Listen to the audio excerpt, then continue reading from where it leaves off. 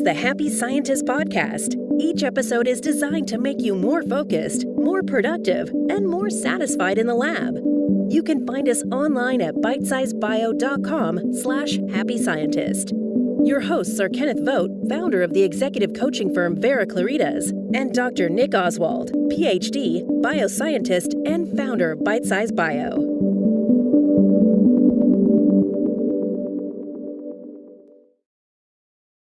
Hello and welcome to the Happy Scientist podcast from Bitesize Bio.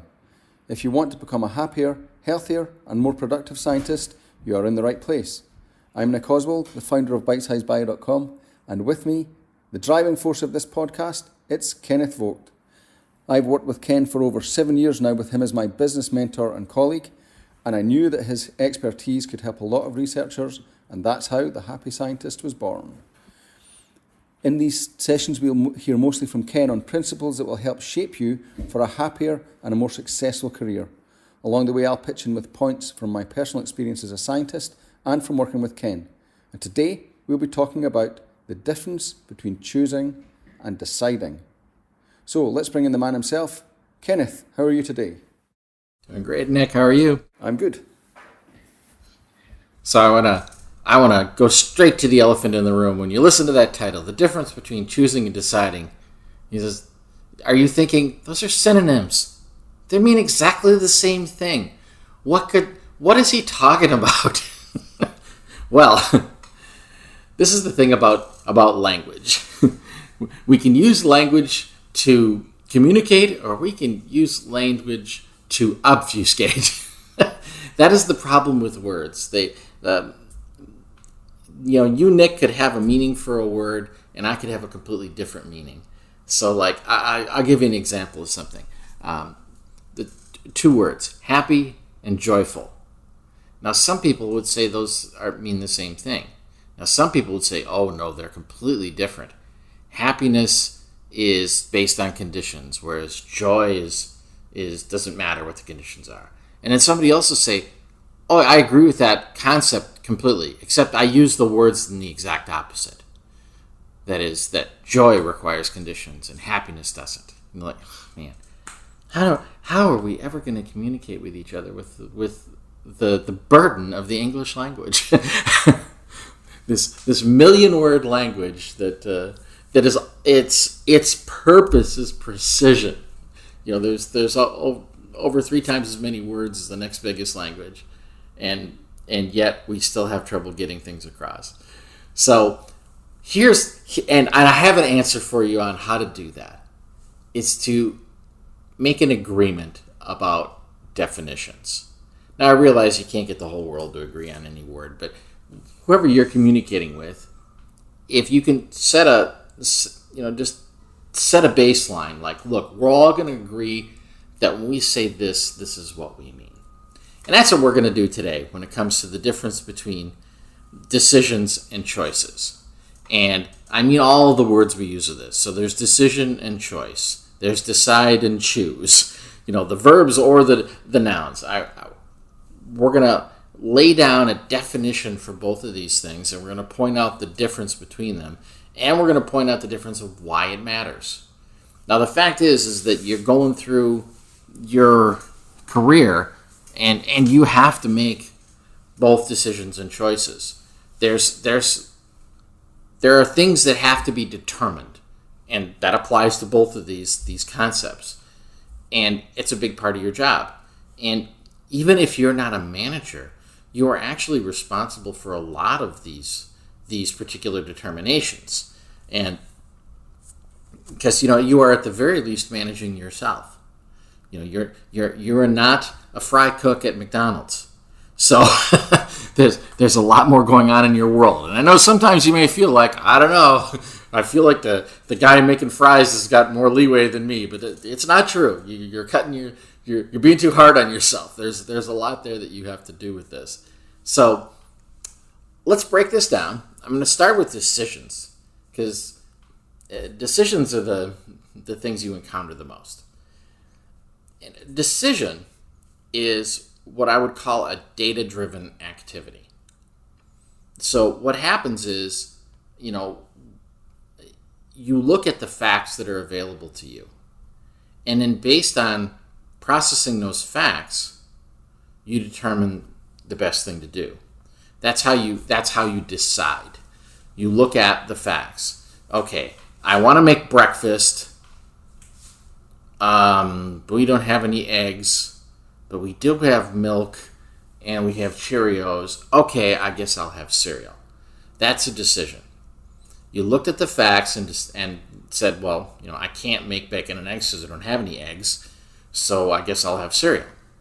So what's happened here in this setting is the data is in charge. In other words, if you looked at that data, we have no eggs, we have milk and cereal, I'm having eggs. That would look like a crackpot decision. It's like you wouldn't be allowed to make that decision because when it comes to deciding, you're not actually in charge. And that can be a little disturbing when you first realize it. When you realize it's the data that's in charge. Because what if you don't have good data? What if you don't have enough data? What if the data you have isn't appropriate to the decision you need to make? It can get pretty messy. So what if it was just, I told you we didn't have any eggs, and I told you we have milk and cereal, and so you make your decision, but actually we do have eggs. Oh, wow, you would have preferred to have eggs, but you didn't have the correct information. What if I deliberately deceived you because I wanted to have the eggs and I didn't want you to have them? So I told you there weren't any eggs. Well, now you've made a decision that really went against your own desires, and you got manipulated by somebody at the same time. What if I came to you and I told you we have lunch meat and we have pork chops, what do you want for breakfast? And you're like, wow, I don't do either of those for breakfast. I don't know. Okay, I gave you data, but it didn't help you with your decision. And now you seem incapable of making a decision because you don't have enough data. So how do you get yourself out of that situation? Well, if you want to make good decisions, you're going to gather data. You're gonna validate that data. You're gonna make sure it's useful. It's gonna be, get out of my way. I'll look in the fridge myself. Aha, eggs. So now you know what's what, and you can make a better decision. So I will ask you, Nick, does all that make sense to you in regards to decisions? It does make sense, and this is a thing that we've talked a lot about, and I do find it quite dense, but it's very useful once you get your head around it. So I would just encourage people to listen on and let this sink in, because it's a really useful distinction. Yeah, and something I really want to do. I want to have you nervous about this notion that when it comes to making decisions, you're not in charge. The data's in charge. You thought you were making decisions, but you're not. Because you'd look like an idiot if you ignored the data and then made a decision that went against what the data recommends, right? Now, I know you've all been in situations like this where you've been engaged in doing experiments, and you've gotten data and it just feels wrong. You feel like I really should be drawing a different conclusion here. It doesn't make sense to make the decision that is being demanded by this data. And whether that's happening to you in the lab or that's happening to you in a broader life, it's happened to all of us. We've had this nagging notion that this isn't right. Well, here's what you were aching to do at that point. You were aching to make a choice. Now, a choice is different than a decision in its outcome and its process.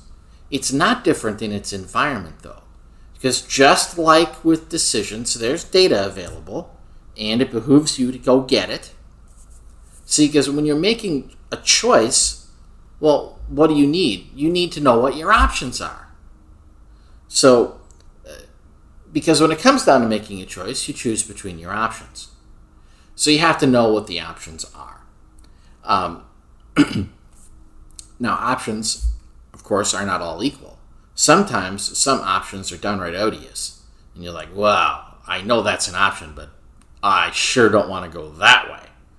Other times there are options that are just compelling. They're just trying to vamp you. They're calling your name. They want you. Choices can be very emotional. Choices aren't based on the data. It doesn't, and when it comes to your options, even though some options are more compelling than others, some are stronger and some are weaker, the thing about options is if it's an option, it's available. So you've made a choice when you chose among your options. When somebody asks you, why did you do that? If you start telling them all the data, well, then you made a decision. But if it was actually a choice, the only answer to that is because I could. Why on earth did you do that? Because I could. It was one of my options. I've heard this described as someone approaches you with 2 bowls of ice cream, 1 chocolate and 1 vanilla. And they hold them out in front of you and they say, vanilla or chocolate, choose. And you go, okay, I'll take chocolate. And they go, why? And if you launch into, because I like chocolate, because my mom always had chocolate, because chocolate is better, it's like, okay, you didn't choose. You made a decision. Vanilla or chocolate? Choose. I'll have vanilla. Why? Because I can. That's it. That's the difference between a choice and a decision. So, clear as mud, Nick? Yeah, and so I guess that what this whole thing is driving at is that sometimes it's important to know that sometimes what you're making, you start off with, as I tend to still think, even though that I have this distinction, but that a choice and a decision is the same thing. And sometimes you agonize over a choice, even though, or sometimes it seems like when you're trying to make a choice that it's difficult to do. Well, right, because that's the beauty of decisions. It's like I can rest on the data. With a choice, because it's so open, holy cow, there's nothing to grab onto. It's not, it's not A plus B equals C, we're done. I know that it can work the other way around, though, that you're trying to make a data-based decision on something which is just a choice, and that can take a long time. Sure, and by the way, it causes you to make a poor choice. Yeah. So, the whole idea here then is that how are we going to do this? When I first discovered this concept, I was a hardcore decision maker, and I was good at it. I'm a computer scientist by background. I love data. I like that there is a computed answer. That was perfect for me. And then I was shown this possibility of choices, and I thought, wow, when I finally got it, it's like, this is far superior. I'm no longer shackled to the data. I can expand everything. I can create anything. Anything is possible. And I wanted to switch over to all choices. And I thought choices were superior to decisions, but they're not. Neither are they inferior. But there's a time when a choice is appropriate, and there's a time when when a decision is appropriate. So the question then is, how do you know, is it choice time or is it decision time? So let me lay down some framework for that. You really shouldn't make a lot of choices, not relative to decisions. Decisions, there should be a zillion decisions every day, and most of them are pretty easy. And your decision-making apparatus is going to be easier if you've made good choices prior to that. So let me give you an example. If you've made the choice to eat healthy, well, based on that choice, the decisions about what food you bring into the house are pretty easy. You pick up that large bag of chili corn chips, and you look at it and go, yeah, I already made the choice to eat healthy. I don't need to think about this too hard. Or you pick up the broccoli, and it's easy. You know what to do now. Now your decisions are simpler. Whereas before, you went to the grocery store and I don't know how to decide. Should I decide based on what's healthy? Should I decide about what's tasty? Should I decide about what makes me feel good? Should I decide about what grandma used to give me? What's it going to be? So your choice actually narrowed the field for you so that you could look at a more appropriate set of data when it comes to decision-making time. Yeah. So that's a really important distinction there straight away. Give yourself that pointer. First, get clear on what's the difference between a choice and decision. Decision is based on data. Choice is what you feel. And but that distinction that you should make more decisions than choices is really useful rule of thumb, I think. Yeah, I do too. and what this also does is it can be a burden making choices all the time, because the problem with that is that you're re-examining things every time. Do I still want to be healthy? Do I still want to be healthy? Do I still want to be healthy? If you're constantly revisiting that choice, it can be pretty stressful. Well, that's cool. Yeah. Do I want to run today? Or do I need to run today? Yes, you do. If it's on the schedule that's keeping you healthy, you do. So there the data says yes. So it doesn't matter how you feel. It's the data says go. So the decision is go. Right. And you think about how much time and energy you waste making choices again when you should just be making a decision. And it would be an easy decision. Yeah, running's on the calendar, done. I go. Whereas if it's choice time, now I got to do this. Do I feel like it? How much good will I get out of that? Is this a day I could take off? Could this be the cheat day I've been hoping for? All that stuff that would be surrounding making a choice. Don't make a choice then. You've made your choice. And the other thing about choices are commitments. And commitments are really good things. Now, a lot of people are afraid of commitment. But commitments, they take a lot of pressure off you. They put some structure around things. And they allow you to have all that time back that you would have been wasting reconsidering the same things over and over and over again. Once you've decided once you've chosen that one thing, it's done. You don't have to worry about it. Now, I'm not saying that you can never reverse a choice. You can. There may be times in your life when you decide it is time to make that very important step of reversing a choice. Maybe you've decided I'm not having any children, and then 10 years into your marriage, you look into your wife's eyes and go, you know what? I think we can do this. All right, fine. You make a new choice. But that shouldn't happen that often.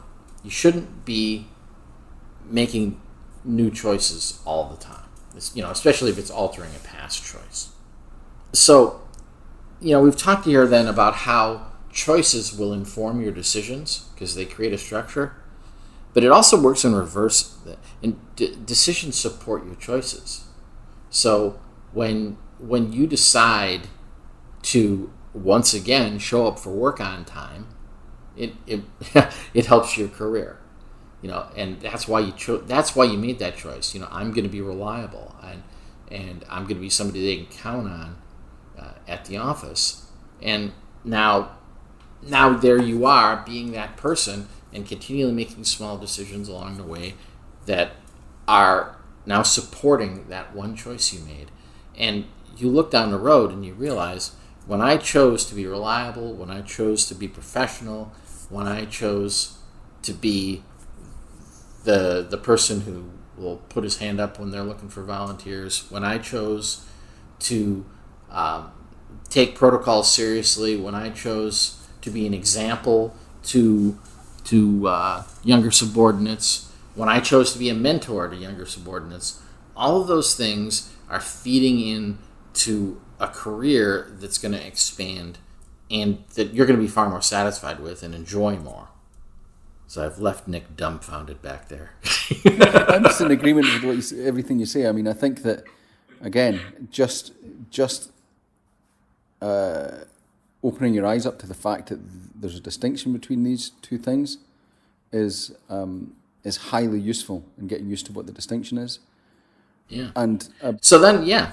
Okay, go ahead. Yeah, and then applying it so that you realize that again, for me, it's that you see that you're making that you waste so much energy making choices that are actually decisions, so they should be set in stone because they're fixed. A decision should be fixed based on what is right and wrong based on the data, and keep continuing to revisit those things causes all sorts of problems. For sure. So here's something you can do. You've already been making choices and decisions in your life.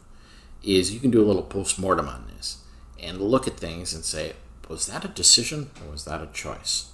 And then you'll start to recognize the difference. Now, and this is something that we'll probably bring up periodically, but it is very, very important that you learn experientially, not just intellectually. I know you're listening to us talk right now, and you might be going along and agreeing with us or not agreeing with us and drawing your own conclusions, and all that's fine. But experiencing it is going to be a whole different game. So when you look at things that you've already done, when you look at circumstances and you say, wow, is that a choice or is that a decision? You're going to learn something from that I can't teach you by words, and Nick can't teach you by words. You're going to have the experience.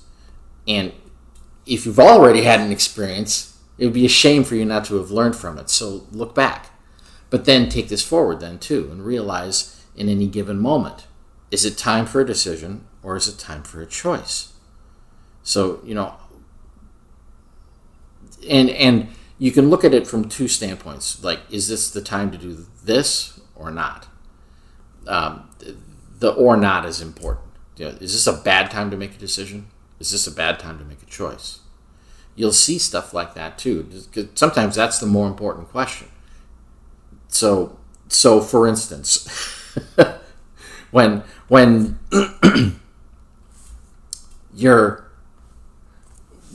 your commitment to your boyfriend is in question now, and you're thinking, do I want to play around with this other person? That's not a good choice to make right now. You've already had a commitment. If you're gonna end a commitment and then move on to another commitment, that's fine. But this is how we get into trouble. This is how we suffer. We make choices at an inappropriate time. Decisions. When you make a decision at an inappropriate time, what it ends up being is just a poorly executed choice. But when you make choices at a bad time, it can be really bad. And you can make career-altering, career-ending choices. Probably can't make a career-ending decision. There's going to be some data there, so it's going to tend to steer you in the right direction. Yeah, I mean, again, as someone who's kind of struggled to get to grips with this, I really like the idea of what you're describing there of the experiential aspect of the learning of this. It's really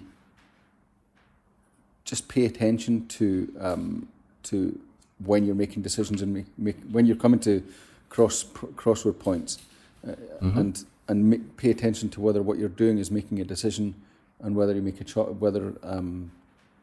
whether you're making a choice, and figure out what's appropriate and then amend, and if it isn't. And this is kind of a thing that you have to settle into rather than that you can just.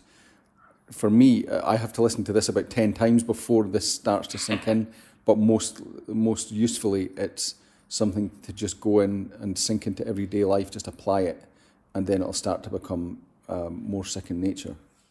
Right. I want to point out something too that ties into our last episode, just talking about scientists who are asking questions. What you can do here is you're in an environment where you're being told to make decisions all day long, but every once in a while, if you can broaden your perspective a bit and make a choice, that's where discovery is. That's where the asking of questions can be. So that's what allows you to break out and look at things in a broader sense. It's a great opportunity for you. So you've probably gone along, and at this point in your career, if you've made it this far, that you're a PhD bioscientist and you're working in a lab, I'm certain you're a good decision maker. You couldn't have got there if you hadn't gotten good at that. And you got good at that by experiencing it. So now I'm suggesting to you is start examining being a chooser. Start making more choices. Look for opportunities to make choices, and you'd be surprised how many you will find in the smallest of places. I'm not talking about necessarily choices that are going to change everything about your life or your work, but there are going to be times when you're going, I've always done it this way. What if I chose to do it a different way? Now, sometimes you'll do that and you go, oh yeah, I see why I've always done it the other way. It was superior that way. But you learn something from that. And every once in a while you realize, ooh, there's a new opportunity here. Yes, this is a little less precise, but it creates this opening of opportunity. So, give yourself that opportunity, that chance of doing something more than just following the rules and checking the boxes, because that's all great decision making. But when you make choices, that's when you change things. That's when you expand things. So I want to wrap up on one big question. At the end of the day, now I'm offering this notion to you to make more choices in your life as opposed to decisions. In the past, if you've ever had to explain a decision you've made, if you're good at decision making, you will likely have no trouble with that because you made your decision based on data and you got the data. But how do you explain a choice? Because it's not always so explainable, and it might be more intuitive. It's like it felt like the right thing to do. And you're like, wow, really? You're going to tell me it felt right? It was among your options. That's your answer. And yeah, and here it is. It is your answer. What it comes down to then, are you going to have some confidence that you can make good choices? It's almost like a bad joke in raising children where you tell our kids, make good choices, make good choices today. And we tell them to do that all the time. Well, and then we become adults, and especially if we become professionals with a capital P, we stop making choices. We'll go back to making choices. And go back. And if you give yourself some experience with it, you're going to build your confidence, and you're going to know, I don't have chapter and verse to read to you about this, but I know it's right. And that's why I chose this. And after a while, when people see that, and they see that, one, you're confident, but two, your choices work out, because they tend to, your choices will tend to work out if you've put in the work to get the experience. And again, that's not that hard to find data on. Look around you at successful people, and you're going to find that they do far more than make decisions. They make a lot of choices. So if you want to be more successful, make more choices and fewer decisions. Still make good decisions, but get choices in the mix, and it's going to improve your career. Yeah, I just realised that I got it wrong earlier on when I said you should be making more decisions than choices. That was the wrong way around. No, that's correct. It's because mostly they're not as important. There's a zillion little decisions to make. I think you should make a little thing that says a little flashcard type thing that shows what defines a choice and defines a decision. And we could put it in the show notes. What do you think? I believe I've been tasked. I accept this mission. I'm saying that because I want to print it out and put it in front of my desk so that it just sinks in once and for all. I think that's a great idea. We'll come up with some kind of infographic on choices versus decisions that'll help you know which is which and what's appropriate for the moment. But I know you can do this, folks. You've gotten good at decision making. I know that for certain. If you're listening to this podcast, I already know you're a good decision maker. So now let's get you to be a good chooser too, and you can take it up a notch. Excellent. Okay, I think that's a great place to wrap up, Ken. Yep. I don't think I really had much to add, but again, this is very much a topic that I feel, although again, as I said, we've been talking about it for a number of years, it's just one of these things that I just have to keep revisiting to get my head around. So that was more of an education than a contribution from me. Nick is too modest, folks. He is living this experience. He makes choices all the time, I promise you. Well, probably subconsciously or not consciously, but yeah, okay. It's definitely room for improvement there, I can tell for myself. So anyway, we'll wrap up there, and I just want to say, before we go, a few things. If you have enjoyed this, please do a few different things. One, if you want to find the show notes, which describe, in which in this case you'll find the description, the visual of what's the difference between a choice and a decision that Ken is going to make. We'll drop that into the show notes, which you can find on bitesizebio.com/The Happy Scientist. Go to episode 15, which is this one, and look into the show notes section, and you will find the link in there. Also, if you find this stuff useful, please go back, if you haven't done so already, and listen to episodes 1 to 9. In there, we talk about the foundational principles of human needs, core mindsets, and charisma factors, which we refer to in this and other episodes. And really, from personal experience, I can say that absorbing that material will change your outlook on life for the better, and it will give you a leg up. And then, if you want to start applying the stuff that we talk about in these episodes, we can help you to do that in the Facebook group for this project, which is facebook.com/The Happy Scientist Club, all one word. If you sign up there, we will be dishing out exercises and different perspectives and more granular perspectives on the topics that we've been talking about here, so that you can take action towards implementing some of this stuff in your life. And so, thanks again, Ken, for another great episode. Thank you, Nick. And we'll see you all again next time. All right, bye now. Bye.